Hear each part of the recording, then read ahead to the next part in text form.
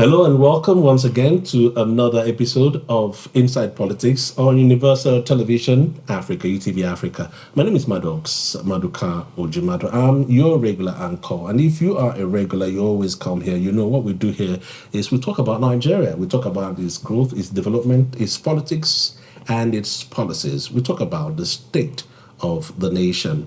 Today is not going to be any different. We have an ebullient and sagacious gentleman in the studio. I call him a strong man. No, the strong man of Delta politics. He may not like that appellation, but that's the way I see him. He's a man who doesn't hide his feelings. He goes to the heart of the issues, speaks his mind, and acts his mind. I call him an independent-minded and strong-willed person. He is a two-time State House of Assembly member in Delta State, where he represented Uvre State constituency. He was also a strong contender for the governorship ticket of the PDP in the last elections before he moved over to the APC. Ladies and gentlemen, let's welcome Honorable Efe Ofobruku. Honorable, it's a great pleasure hanging out with you this morning. Thank you very much. Like I said, I call you the strongman of Delta politics because you're someone who has been able to look the ruling party in the eye and say, I can go without you, and you have done it. But before we get to some specifics, because I know you know where I'm going to, tell us about yourself. Who is Efe Ofobruku? We could think we know you, but there might be some things. I want to believe there are things about yourself you know the rest of us don't know. Talk to us. Okay, thank you very much. It's my pleasure to be with you. Who is Efe Ofobruku? I think that's $1 billion question. My response to that may be biased because you do not expect me to say negatives about myself. Be that as it may, well, I'm just an individual who is interested in seeing good things happen in his time, in his community, in his local government, in his state, and in his country, Nigeria. I ventured into politics having followed leadership, especially political leadership in Nigeria during the military and civilian era for some time. As a child, when I was growing up, I used to admire the military officials when I see their convoy, they pass by, or during this Armed Forces Remembrance Day celebration, January 15th, if I'm not mistaken. Yes. Those days, they do march past around the town. They march from the barracks in my local government downtown to inside Warri. They come back, march back to the barrack. And I used to follow them. I just like the sight of seeing government officials the way they do that. Did you ever dream of joining the armed services? I really did not contemplate it because of my background. I come from a household of 3 females, 1 male. It, of course, it will be difficult for you to now say you want to go and be. Your mother will say, "Oh my God." Yes. Even becoming a priest was also ruled out because there's this idea that okay, you are the only male if you become a priest. So what happens? They are likely not to have children, going by the culture of priesthood and all of that. So I've always admired government officials. I like the way I see their convoy, the way they do things. If I tune TV station growing up, the program you are sure that I will watch is any program or discussion that has to do with government. I will sit down, listen to what they say. There was one program those days. I can't remember. Was it on NTA or Better Broadcast? They call it Matters Arising. I always sit down to watch that program, to listen to the discussions and all of that. And so along the line, growing up, I realized that I have built myself intellectually and mentally to a point where I feel I felt I would be able to do things differently, where I started seeing the gaps in leadership, the gaps in legislative representation, the gaps in governance, the gaps in development. And I started telling myself, look, you can do this thing better. You have enough education already. You are intellectually savvy. Why not make yourself available? Because, of course, if you do not make yourself available, then there's no alternative. You serve well as an alternative to what you are seeing. Put yourself out there. So that spurred me, having gone through the rudiments of education, primary, secondary, university, acquired higher degrees, studied within and outside Nigeria. That spurred me to say, okay, you have what it takes, because the people I was in there and I felt they were not even as qualified as I am. And I felt they were not doing the thing the way they should. Some of them weren't even listening to the people. They just win elections and disappear. So I cut my teeth politically in 1997, in the days of the five political parties set up by Abacha, popularly called the five leprous fingers, according to the late Bola Ige. Five fingers of one leprous, and according to the late Bola Ige. That was the days of the GDM, the CNC, the DPN, the UNCP, and NCPN. So at that time, I joined the United Nigeria Congress Party, UNCP. So I was an active player in UNCP in my place before that era terminated with the death of General Abacha, and a new one started with PDP and the rest. And since then, I've been actively involved in political activities in my locality, Uwe local government, and in my state. Before, in 2010, I sat with a friend. We were estraying the various representatives of the various constituencies in Delta State. And we took particular interest in Uwe, my local government. We estrayed the representation, and we resolved that the person was representing the constituency then was not doing enough. I particularly felt I could do better. And my friend who was with me then agreed that, yes, you could do the job better. You have all it takes. Why not go for it? That was how I launched out to run against an incumbent then. For you were in the PDP then? Then I was in the PDP, yes. I launched out to run against the incumbent then. But, you know, PDP politics then was a bit, tight. Leaders sit in their cocoon and decide who gets what, who gets this ticket, who gets that ticket. So that time, we were told that there was no vacancy. Even when I could see the vacancy, we were told that the leaders have resolved that the incumbent should go back for another term. Even when some of us believed that he was not doing enough, he was not doing the job. And because I believed strongly that I would be able to make a difference. And I also realized that I had what it takes to defeat him in an election. By the time we made frantic effort to buy form, to run on the platform of PDP, they were not even willing to sell form to another person. I recall one of my friends who had paid for form then, his money was refunded to him. Wow. That it must be that. It was at that point, and I told him, oh boy, I will go to another platform. God has told me that it's my turn, and I will win. So I had to launch out by going to another platform. The SDP? No, I went to Democratic People's Party. Okay, DPP. Yes. Right. Okay. My first election was DPP. DPP. So okay, great. That was the first one. Yeah, so I went to DPP to run against the incumbent. Nobody actually gave me a chance. But there was one thing a lot of people didn't know about me, which they took for granted. I dare to say it on TV today. Without my saying words, my local government, UTV local government, has 10 federal electoral wards. Okay. I am the only politician who has lived the 10 wards of my local government. You won in all of them. Okay, you lived. Yes, in all of yes. At one time or the other, I have stayed in each ward. So every ward was yes, home for you. yes. So I had friends across the 10 wards. I had schoolmates across the 10 wards. I had former neighbors across the 10 wards. So I was more or less like a proper OVA resident because I have lived across the 10 wards. If there was ever a son of the soil. Yes, I should be a classic definition of a son of the soil. I have lived in Ward 1 in Alaka, where the present governor of Delta State hails from. I have lived there. I have lived in Ward 2, Urumaro. I have lived in Ward 3, Sevulin.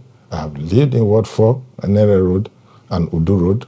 I have lived in Ward 5, Ogborikoko, behind the airport. I have lived in Ward 6, Ugboroke, near First Bank. I have lived in Ward 7, Ebrumede. I have lived in Ward 8, which I even still live in right now. I have lived in Ward 9, Niger Catlink Road. I have also lived near the police station. I have lived in Ward 10. That's where I have my family house. My ancestral home is in Ward 10. That's my community proper Ekpan. So I am a true OBA man by all standards. So once I launched out to run, I had people who were willing to identify with me across the 10 wards. But I'm sure a lot of people took that for granted. In law, there's this Latin maxim that says, res ipsa liquitor. The facts speak for themselves. Yes, the result now spoke loudly for itself. So here I am today. Okay, and you still went on to defy the PDP the next time. Yes. And I moved to SDP. Yes, so by the time I won that election and resumed in the assembly, the then governor of Delta State, Dr. Emmanuel Odwan, he extended an olive branch to some of us that came from return to the party. Yes, came from other parties, knowing full well that we were once in PDP. First, he gave us comfort. He was not hostile. Let me use myself as a case study. He was not hostile to me at all. Through the support of the then speaker, Right Honorable Victor Onyekashi Oche. Oche was able to make a good case for those of us who came from other platforms, especially people like us who were in PDP. So the governor was not hostile to us at all. He accommodated. So we saw the need to go back. We saw the need to go back. It was inviting. Meanwhile, the platform on which we won became very hostile because they felt uncomfortable with the fact that we were, interacting with the. They had hoped you would be fighting. Yeah, they had hoped that that would be antagonistic of the government and all of that, But being a minority member of the House, then I now saw opposition differently. It is not necessarily a case of fighting because at the end of the day, your people expect to see result. True. If you spend the whole tenure fighting and you come back and you tell your people that, I was fighting the government, that's why they didn't bring any project to your place. Nobody wants to hear that. That sounds a little bit selfish. Yes, if you say I was fighting the government, that's why I could not help you in this area. Nobody wants to hear that. So you must build consensus.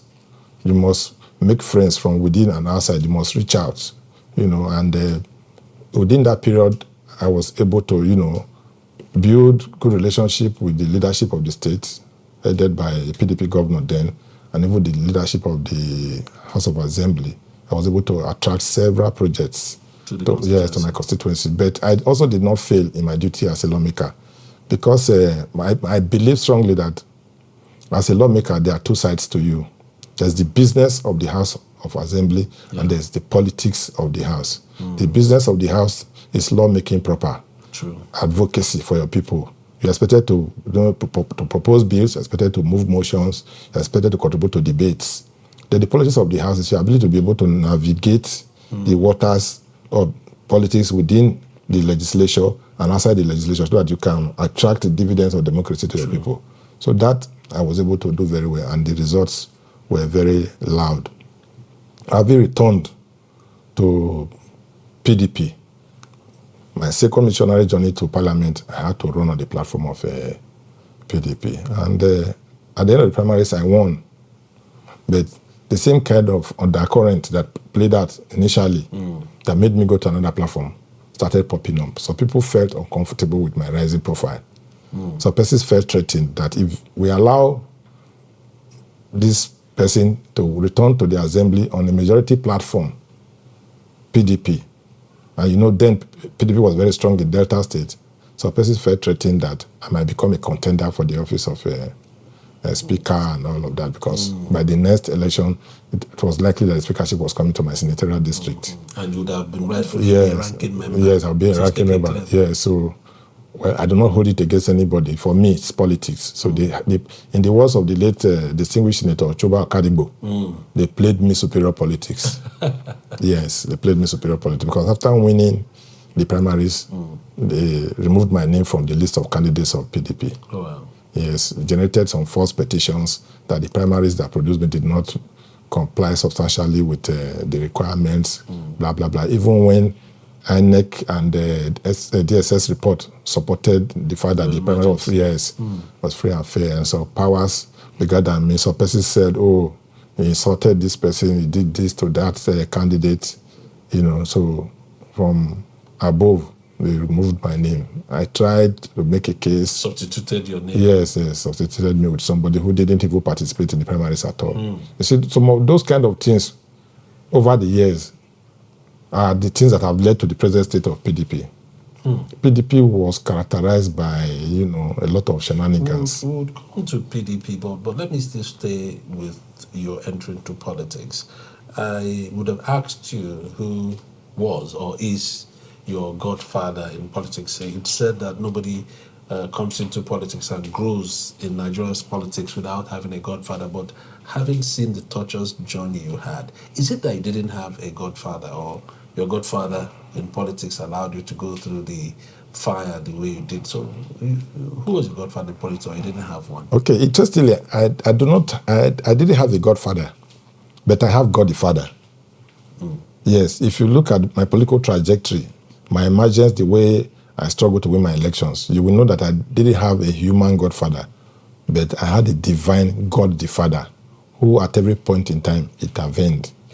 You know, when people thought that it was the end or it was going to be impossible, he will intervene and things will swing in my favor. But like you rightly posited, I've come to realize that the kind of politics we play in Nigeria, the way Nigeria is today, for you to actually grow politically, either by contesting elections or by appointment, you need, well, I may not want to use the word godfather per se, but you need someone to play the big brother role for you. Somebody who has your interests for whatever reasons to watch your back. That's the only way you can. Because if you look at my journey and the things I suffered subsequently, you will know that it's because I didn't have a godfather. For instance, after winning primaries and my name was removed from the list and I was substituted, if I had a godfather, my godfather would have made a case for me. He would have insisted and my name would have remained on the list, but there was no godfather. So in the night meetings and the caucus meetings that were held, I didn't have anybody speaking for me. There was nobody to speak for me, so it was easy for them to just discard my name and substitute me. If I had somebody in that caucus to make a case for me, to speak for me, I'm sure this story would have been different. So these are some of the lessons I learned in the course of politicking. So subsequently, I realized that there's need for me to tie to an individual, tie to somebody. Even though we watched, the political evolution of Delta from 1999, we saw some leaders do some things, open up the space for us to benefit. So having followed that for a while, now that I'm in APC, I've seen the need to tie to, certain leaders who I now look up to instead of taking some decisions myself. Like, you're not playing strongman again. Well, I will not say that. You're now a team player. Well, I have always been a team player. It's just that, in time past, I was leading the team. But this time around, I now have people leading me while I'm part of the team. But I know that people also... Playing your own part Yes. I know that people know my capacity. So they are happy to have me on board their team. So it's a case of maybe one who used to be team captain, you now join another team. You cannot get the number one, the captain shirt. You are now like every other... But that does not take away... Yes, it doesn't take away the skill you already have. You still have the skill to play. So right now, I'm not captain of the team, but I'm in the team, and I am also very valuable to the team. So I see a lot of things different. I think it's a learning process. At least I've experienced doing it alone. Now I'm experiencing doing it under the tutelage of some people, some other persons who know better, who have, seen it differently. All right. We'll talk more about Delta politics, Niger Delta politics, and then come to national politics. You've wanted to be governor of Delta State, at least in the last elections. Yes. I saw one of your interviews where you said you were the most credible, of course, and the most prepared person to be. I was the only aspirant without blemish. The only one without blemish. That's your exact language. Yes. In that election, somehow you fell short, and the outcome led to your exit from the PDP. You moved over to the APC.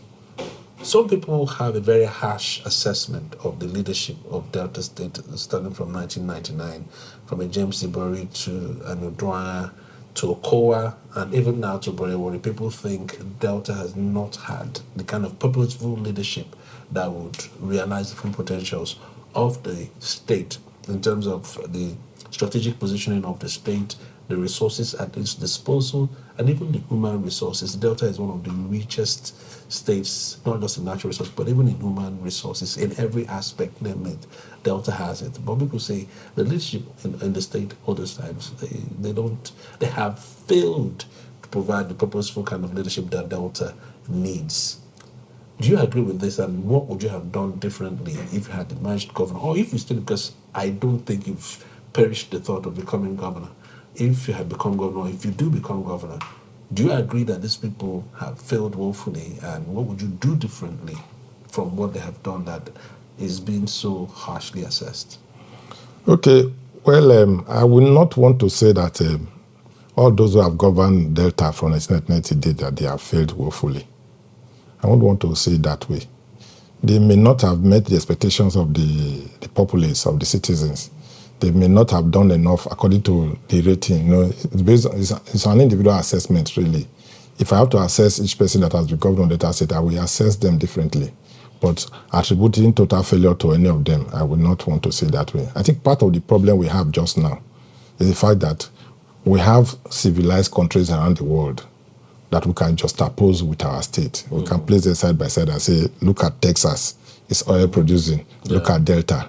Why is Delta different? But we fail to realize that both, for example, if you have to compare Texas with Delta, they are not coming from the same direction. Okay. These are states that have come a long way. They have come a long way. They are not 65 years old. They are not 23 years old or 34 years old. A lot of water has gone under the bridge. My only area of disappointment is the fact that these states, like using Texas again as a reference point, these states didn't have anybody to compare with, to look up to, before they were able to build their society, build their states, build their nation to where they are today. So I feel that those of us who already have like standards that we can copy, we should be fast in copying. Take example of Dubai. A lot of the things you see in Dubai, they are not indigenous to Dubai. They were not invented by the Emirati people. True. They are just copying what they see in other climes. So for me, that is what I expect us to do. But again, I also sympathize with those who have had the opportunity of being governors in Delta State. From Felix Ibru to James Ibori to Emmanuel Douan to Ifeanyi Okowa to the present governor, Sheriff Oborevwori, who used to be my colleague in the assembly. I sympathize with them. You know why? Delta is a heterogeneous state. Okay. Delta is not a homogeneous state. The most heterogeneous in Nigeria. Delta is not a homogeneous state. True. Delta is one of the few states, if not the only state, where any project you execute, it must be in threes. Otherwise, the state will be on fire. If you are going to build a flyover, you have to build a minimum of 3. One per senatorial district. Okay. That is the only time the flyover will become acceptable to the people of Delta State. If not, it will look like your favorite. Yes, otherwise it will be misinterpreted. That was why in Delta you had to set up 3 polytechnics. In Delta you had a university that you had to create 3 campuses to cover the 3 senatorial districts. Today, I think Delta State has 4 state-owned universities.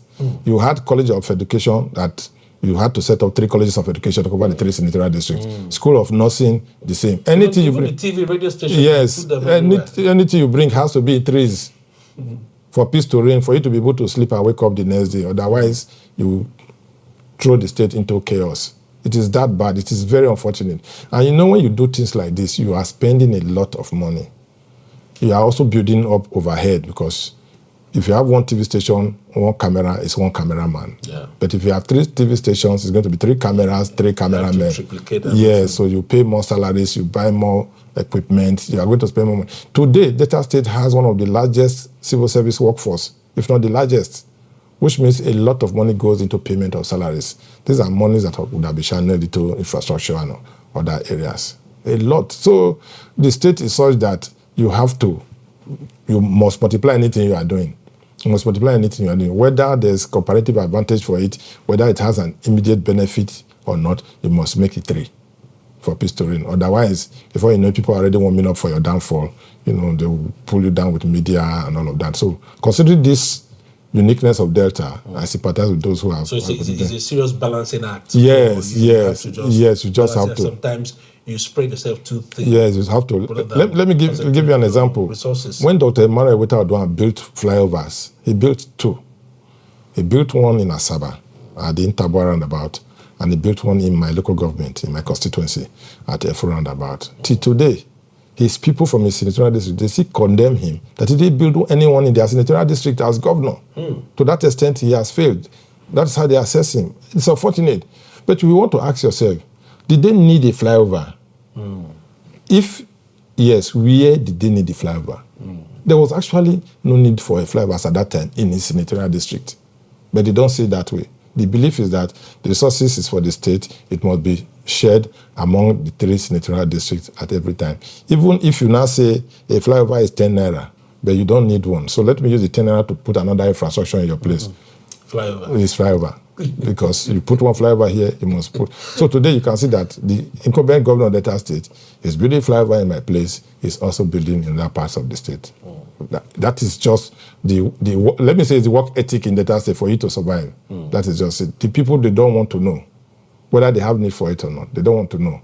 If you employ a Cosmos as a media man in the maybe the broadcasting outfit of the state from Delta North, then you must employ one from Central. You must also employ one from South. So at the end of the day, you will now have 3 people for one responsibility, one role, and you have to pay them. So these are some of the challenges that the state has experienced. Will I be able to do things differently? Yes, I would have done this thing differently.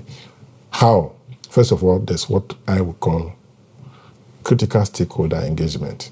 I think the proper thing to do would have been to engage the people. Even not merely the fact that I have my own idea of what I tend to do for the state, there's also need to engage the people. Therefore, it needs assessment. Yes, so first, that everyone knows. Yes, let them. They should be worried about. Let them on their own tell you what they need. Then you also present before them what you think they need, considering maybe feasibility study report and other, studies that may have been carried out. Put them in the picture. Let them know, so they know from the one that we are going to bring this based on their request and the reality on ground for them, why this is going to these people, this area. Education is good, but I personally do not think that having 4 universities is a very bad. Yes, it's a curtain. It can be one university with multiple campuses taking different disciplines. Instead of having 4 universities, the 4 universities have engineering, the 4 universities have medicine. Still multiple. Yes, and I have been opportunity to study at the University of California. University of California has more than 10 campuses, but each campus has its uniqueness and what they handle. That's the beauty of it. So it's part of what is on ground. Then again, I also do not think that you just lash out to start, just building infrastructure randomly. There's need to first of all do a proper planning of the area. I personally do not see big difference between the island of Lagos and Delta State, especially the riverine part of Delta. You can plan the place and introduce infrastructure that will stimulate economic growth, that will build or beef up the GDP of the state. The kind of topography, the kind of terrain we have, we support a lot of tourism. Yeah. Because we see Nigerians travel to Monaco, to Bias. You see Nigerians go to Santorini. Nigerians go to Ibiza. They go to Miami, Florida, for holidays, for vacation, for tour. These are mostly riverine, areas. We can channel resources into building, tourist-based infrastructure that will be like money spinner. You put money into them, it become tourist attraction. People come, they pay to use them and all of that. You are making money, you are creating jobs. There's also the multiplier effect on the locals. Yeah. Before you know it, you recall that once upon a time, there was a governor in Cross River State that made Cross River very popular in terms of tourism. Very true. We heard about Tinapa then, and Calabar Christmas, festival. It was somebody's idea. So there are a lot of things like this that we can do and support with a public-private partnership. And before you know it, you are stimulating the economy so that government will have less burden of paying salaries for employing people that are not doing anything. Another major challenge that is also in Delta as we speak is that there's overdependence on government. Being a government appointee is more or less like is more important than maybe going to school or getting a job as it is. Everybody wants to be an SA or SSA or EA as the case may be. So we have a lot of people looking up to government. To that extent, it now creates room for a lot of people being given appointment as appointees of government. And appointees of government, they draw consolidated salary. A consolidated salary is usually a bit higher than the regular and the conventional. So all of that makes the government to spend a lot of money that would have been channeled into other areas. So there's need to redirect the focus of our people from justly to become and government appointees. I also think that if I was given the opportunity, I will also create a platform for comparative advantage of each senatorial district. Each senatorial district has its area of strength. They will invest money in that area. So let the senatorial district be known for something. For instance, you can go into large-scale farming. We have good land for that, especially in the Delta North area. You can go into large-scale farming. Either you want to go for root crops or you want to go for livestock, as the case may be. And before you know it, people are actively engaged. Even with the arable land we have in Nigeria, we are still not producing enough food. Is it not? We are not. We can produce food, we can process food. I have personally come to realize, through a member of my family that has a farm, that those who process the food make more profit than those who produce the food. Yeah, the croppers. Yes, I have a family member who has a poultry. He produces, chicken and eggs. He was telling me that by the time you process the chicken, you make more profit than when you just grow the layers or the broilers and you just sell them. So what he's even doing now is giving money to people to be growing the birds. He buys from them, processes, and resells. As I speak to you, he has a large stock already prepared that he's going to sell for Christmas and all of that. So these are areas as a government we can go into, while also trying to make sure that we stabilize the state in terms of in the area of security. Yeah, but a quick one. Everything you've said now just sound like a manifesto speech. In simple terms, are you running again? 2027 is around the corner. Well, like I said, I used to be a team lead where I was, but now I'm a member of a team. Okay. So I would not say that I'm running for governor in 2027 or running for any election as the case may be. By the time we get to 2027, the team I belong to, of course, we are going to allocate responsibility, divide the roles to different people. I will watch to see the role that I will be given, and I will take it with good faith. Yes, I'll take it in good faith and work with it because I belong to a team now. All right. In case you're just joining us, we've been having a conversation with Honorable Efe Ofobruku. He is a very strong member of the APC, former two-time state legislator and governorship aspirant in Delta State. We'll be going for this break. When we come back, we still have more to discuss with him about national politics. Don't go away. In a world where challenges persist, we seek solutions for a sustainable tomorrow. The United Nations Sustainable Development Goals, SDGs, guides our path towards climate action to social justice as we build resilient communities. From embracing circular economies to reducing carbon footprint to promoting eco-innovation to empowering marginalized communities and ensuring inclusive governance and human rights. Through integrated approaches, we are fostering transformative change. I am Efe Ofobruku. Join me on the Development Report as we explore the intersection of sustainability on Universal Television Africa towards sustainable development.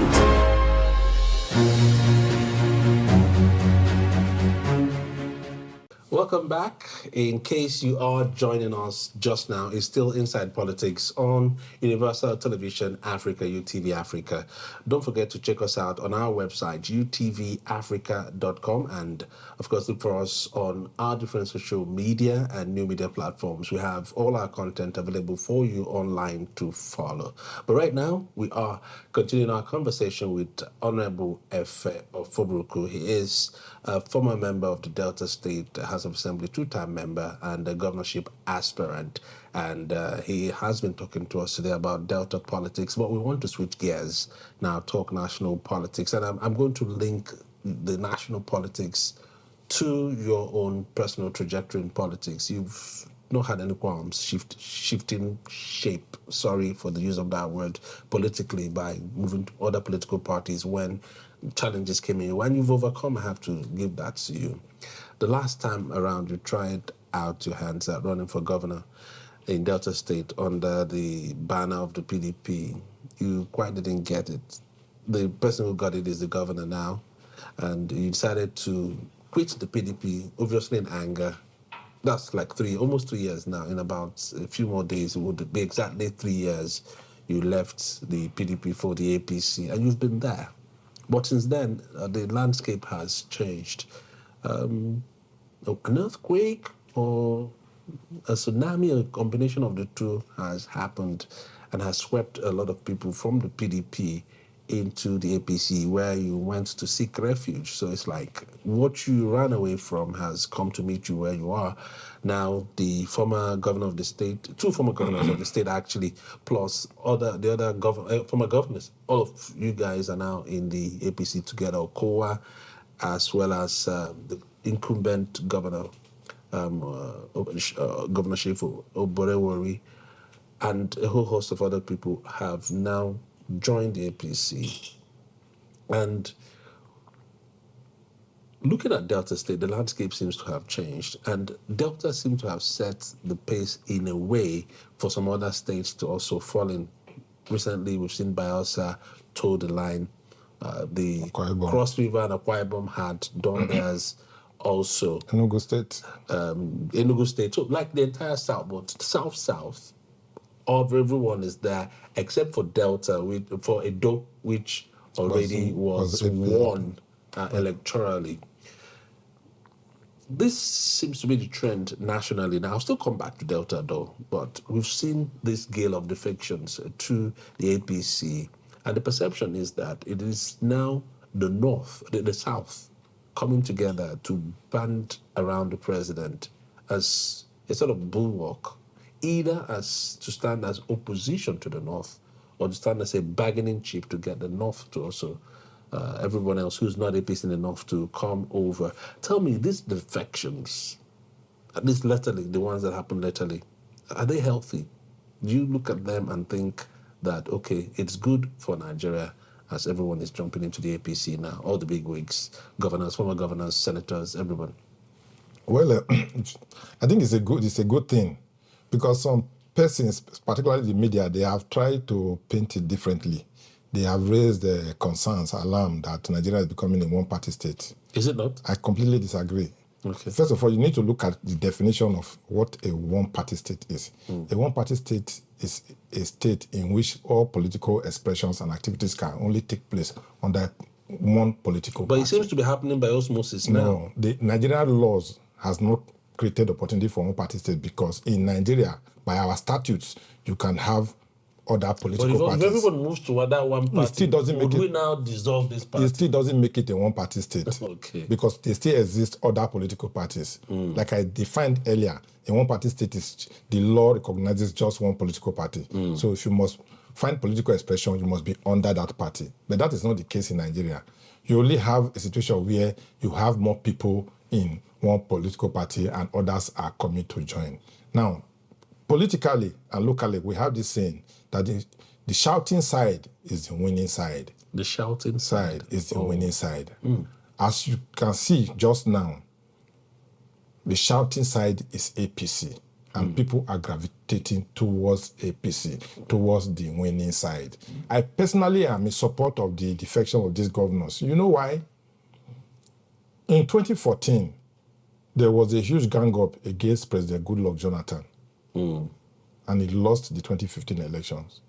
The question I ask myself is, why is it that it is only when a Southerner is president that the Northerner suddenly realizes that, oh, things are not going their way? Then they begin to galvanize our brothers, our sisters from the South as well, to try to form an alliance, to try to pull our own down. I'm an APC member, but I will not deceive myself to say that the last administration, which was also APC, was the best for Nigeria. But these same people... You mean the Buhari administration? Well, you just mentioned it. But these same people who are today clamoring for Asiwaju must go from the North, they kept mute. They became deaf and dumb during the Buhari administration. They said nothing. They did nothing. If you ask me, because he's from the North. So why is it only when a Southerner is president, they suddenly realize that things are not going the way they should go? So what should we do? Is to rally around our own, is to support our own, because I personally believe that this president means well. And things are beginning to take shape, if you ask me. Things are beginning to take shape. We may not be there yet. Let me give a simple example.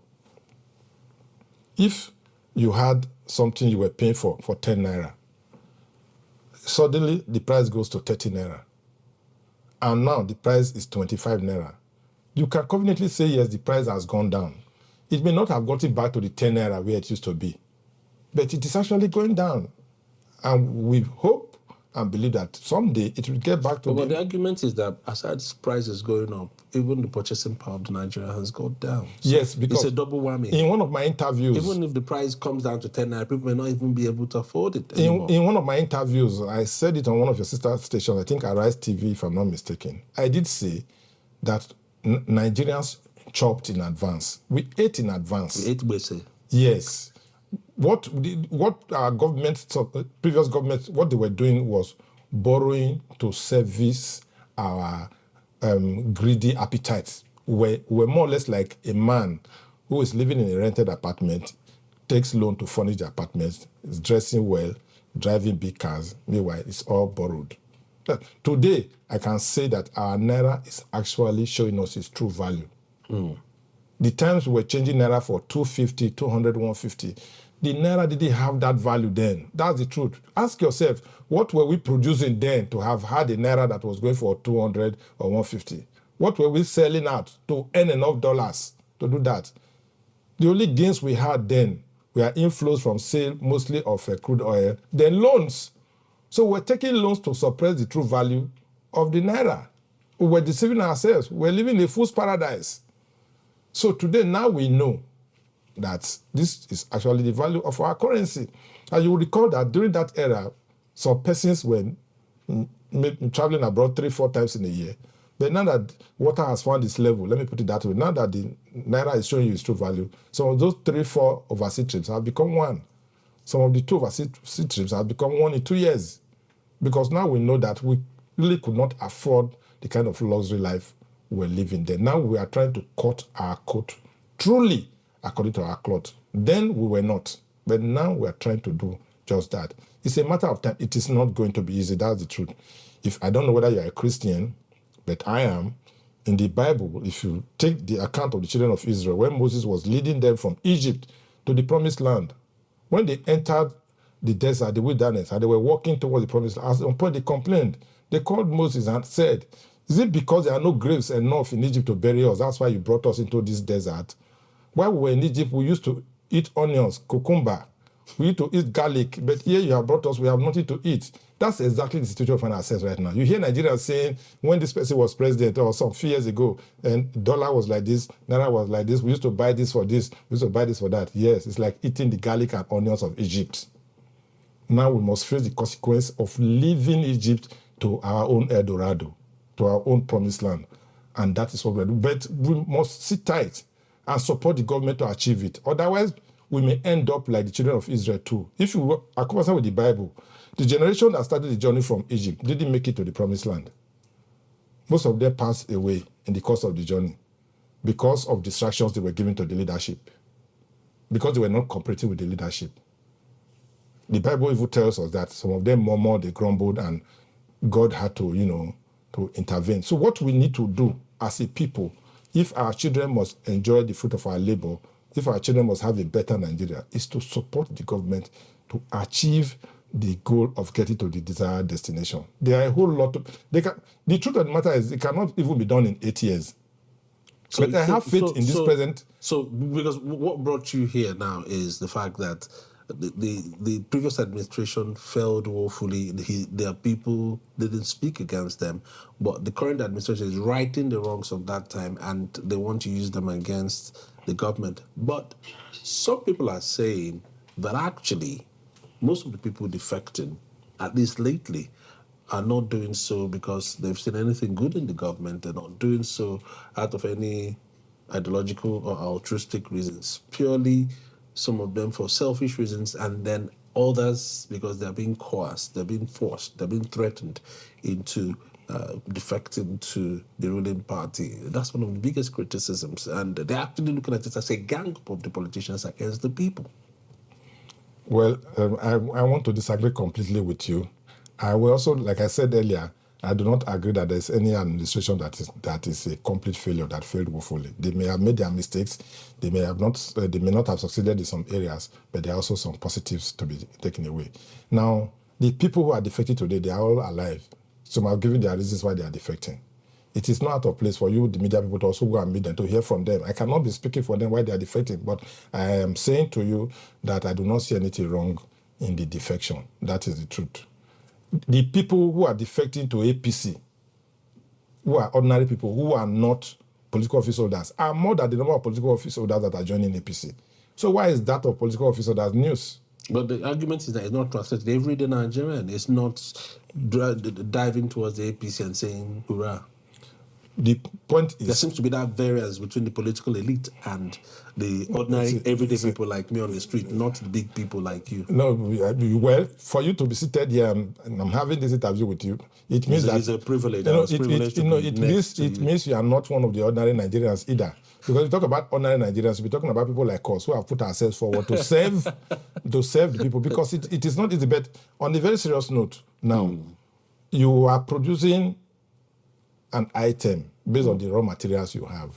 The people in leadership today are drawn from the raw materials of the Nigerian citizenry that we have. There is no Nigerian that is in government that is not a Nigerian from among the Nigerians. Okay. I cannot remember any white man, either from America or the UK, being in any government in this country. The people in government are all Nigerians. By 2027, some of them will leave and become ordinary Nigerians. A new set of people will come in. So I think the issue, if you ask me, if at all, is that Nigerians must take charge of their government. Nigerians must participate. As a lawmaker, I used to tell my constituents, ask questions. You must have the courage to question your people.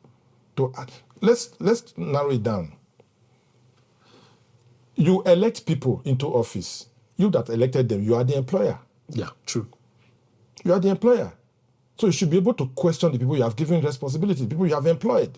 Why is this so? Why is that so? If you don't do it the way I want it, or you don't do it well, I'll fire you by the next election. That is how it works. But a lot of us flip it the other way. Maybe because of our maybe traditional cultural mentality. Because in my place, for instance, there's a saying that Ewe Vega. You know what it means? That when you give birth to a child and he becomes king, you worship him. Not mind the fact that it's your child. So we now have a situation when Nigerians elect people into office and start worshiping them. And it's wrong. Nigerians must realize that the president is an employee of the Nigerian people. That President Bola Ahmed Tinubu works for Nigerian people. The Nigerian people are his bosses, whether he likes it or not. If he doesn't want to see the Nigerian people as his bosses, then he should quit the job. And once you have an employee, you are his boss, you are entitled to ask questions. You can question him. So Nigerians must rise above this mediocre reasoning of seeing government officials as superhumans. They are not superhumans. There's nobody in government, either at local government level, state or federal level, that is not flesh and blood. We are all flesh and blood. We are all Nigerians. We come from communities. We come from families. We have friends. We have relatives. People know us. We live in neighborhoods. Even as the presidential villa is there are still houses in that neighborhood that are not far from the presidential villa. That's the truth. And Mr. President, where he lives in Lagos, he lives near people too. People know him in Lagos. So we are all Nigerians. We must stop seeing elected government officials or appointees as our bosses. We must tell our young people, our youth, to stop hailing government officials. So stop hailing them, because part of the problem is this mentality of hailing. A government official is coming somewhere, the people who gave him the job are in the street ringing bell, dancing, clapping for him. If you have a security man or a receptionist in your office, do you stand by the gate to start ringing bell and dancing to receive your receptionist? You don't do that. You don't. Nigerians must change their orientation. They must know that these people work for us. We are the employers. We have the power to hire and fire. If not immediately, but after 4 years. That is why our election cycle is every 4 years, which is good. So you have 4 years to review the performance of each of these government officials. After reviewing that, you can decide. You do an assessment. Has this person done well? Like in banking, they say it's an appraisal issue. So an election is supposed to be an appraisal issue. Where the person has not done well, get your thumb ready, mobilize your neighbors, go and thumbprint that person out, and bring somebody else. That is it. But once you make the mistake of hero worshipping, you begin to worship the person you have elected, then you have lost it. Okay. Now, some observers, analysts, and even the leading opposition parties, the APC, the PDP, are predicting that sooner than later, those people who have defected to the APC, or even those they met, would soon start exiting the party, that the APC actually is going to, depending on who's saying it, implode or explode, because a lot of strange bedfellows are finding themselves in that one party. Taking you, for example, the same folks we ran away from in Delta PDP just barely 3 years ago are now in the same boat with you, given the impression of strange bedfellows who obviously, if not now, later, are going to have conflicting interests, which will be too difficult to manage. And at the end of the day, PDP's case might actually be better than the APC. Are you not worried about that? At least using your own personal experience as a pointer.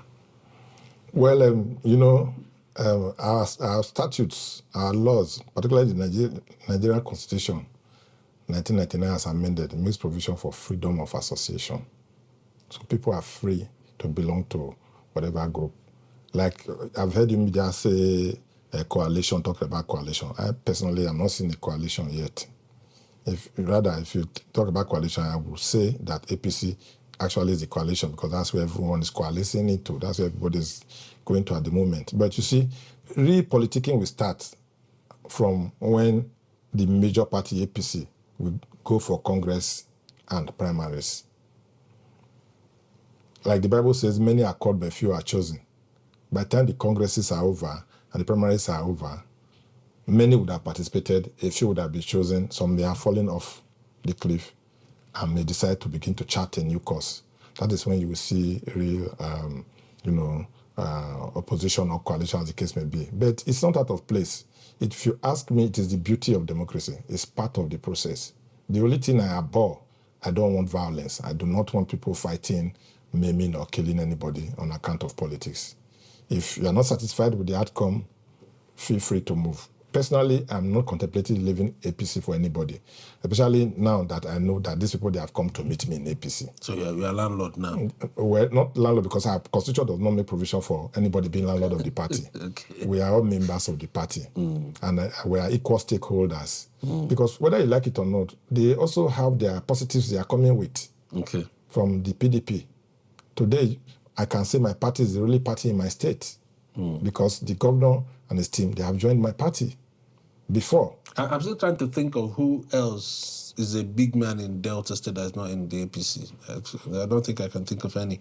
It looks like it's an overloaded party. It needs to shed weight. Well, Delta specifically. Well, let me say this. You know, when people try to shed weight, they become fitter, smarter, and stronger. So even if our party is going to shed weight, we'll be fitter, smarter, and stronger for the next election. And it will be good for us as a party. But again, I think the likes of Chief Great of Efe Ofobruku, who was the governorship candidate of our party in the 2019 election, I think he has migrated towards the ADC already, But like I said, after the congresses and primaries, different people will take different positions, because you see, all of us are seeing this thing from different perspectives. If my spirit is telling me that I should go for this, just like it happened in 2011, and somebody is telling me that no, I cannot have it, I can decide to go to another platform to express myself. There's dignity in losing an election. It's not a big deal.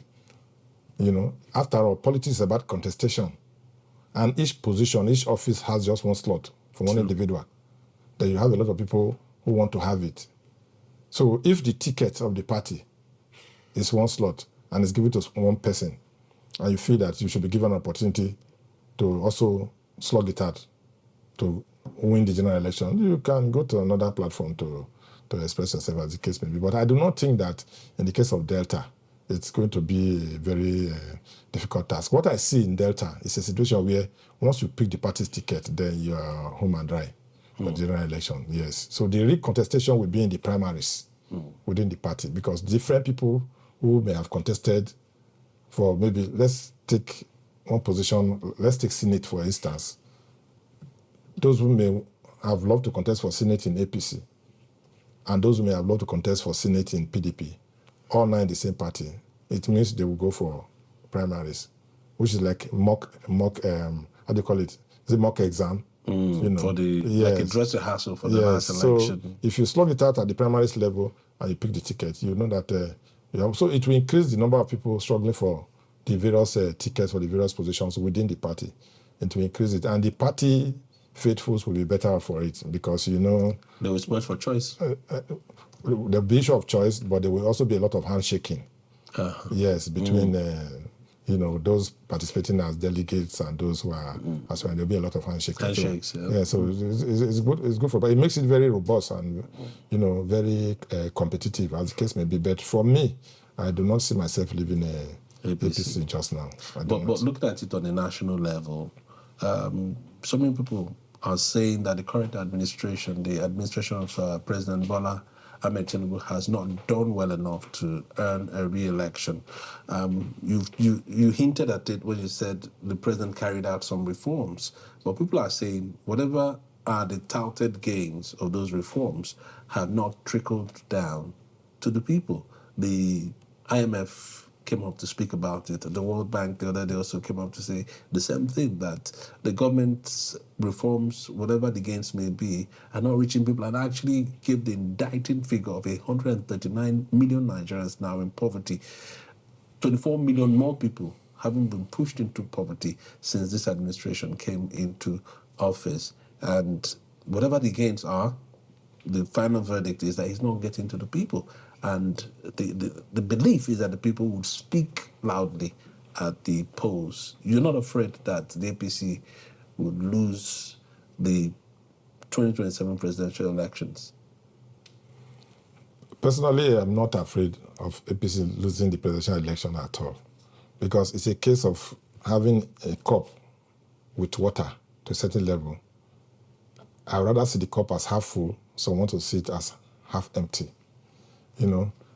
First, most of the critics are those who want to either take power or those who were part of previous governments and they didn't do well. Maybe they now see things differently. They now see what they would have done differently that they didn't do.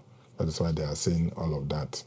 There is no part of the world where you carry out reforms where, in the first instance, some things don't go the way they are just now. It is over time they begin to pick up. We are turning a curve. And by the grace of God, we are almost through turning that curve. We will soon begin to head on a straight trajectory towards our destination. But let me quickly say this. Sometimes we do our comparisons with nations like Singapore. If you talk about Singapore, for instance, Lee Kuan Yew was in charge of Singapore for 20 years. Not for 4 years, then go for another 10 or 4 years.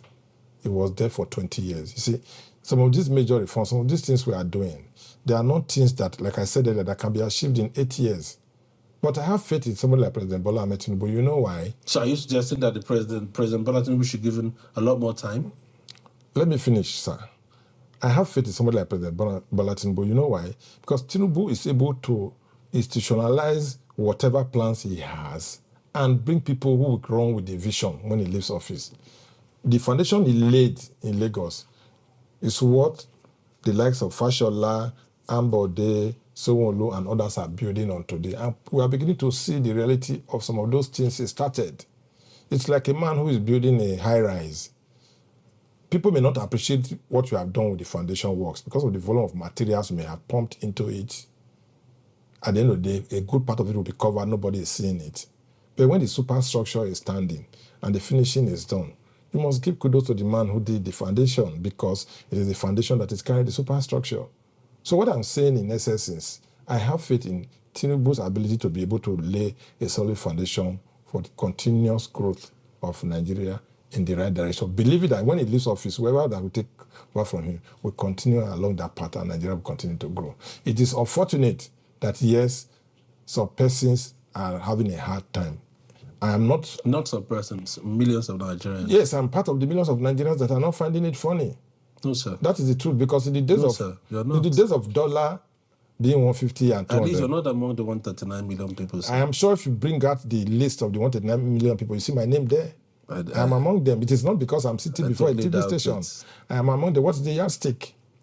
What is the yardstick? So I'm a Nigerian. I'm part of it, but I have belief, I have faith in this administration. And we have more and more of our people who are coming up from different corners of our state and of different corners of Nigeria who want to join hands with Mr. President to make sure that we get to where we need to get to. All right, so in rounding off, we've had a very interesting conversation so far. In rounding off, maybe in a minute or two, tell us, what should we expect of you in the next couple of years, especially as we approach 2027? You're obviously going to play a role, some key role in how things are. What should we be expecting from you? There is this feeling I have that you have intentions, even beyond Delta State, of announcing yourself at the national level. What should we be looking out from you? Okay, like I said, I have what it takes to hold any office in this country, in Nigeria, and even in my state, having prepared myself both intellectually, academically, and otherwise. But you recall earlier I did mention that I'm a member, I'm part of a team. I have leaders. I will take on whatever role that is assigned to me from my team. When I was leading my own team, I decide what I want to do, where I want to go. But this time around, I belong to a team who will meet, who will discuss. The role that is assigned to me, I'll put in my best to want to get it done. But that notwithstanding, I'm readily available to contribute my quota towards the growth and development of Delta State and Nigeria at large. I will do the much I can to support the government at federal level. Then at state level, like I said, I belong to a team. The team I belong to will decide on what we'll do by the next election. But of course, the options are open. They are very much open. You cannot rule out anyone yet until we get to that bridge.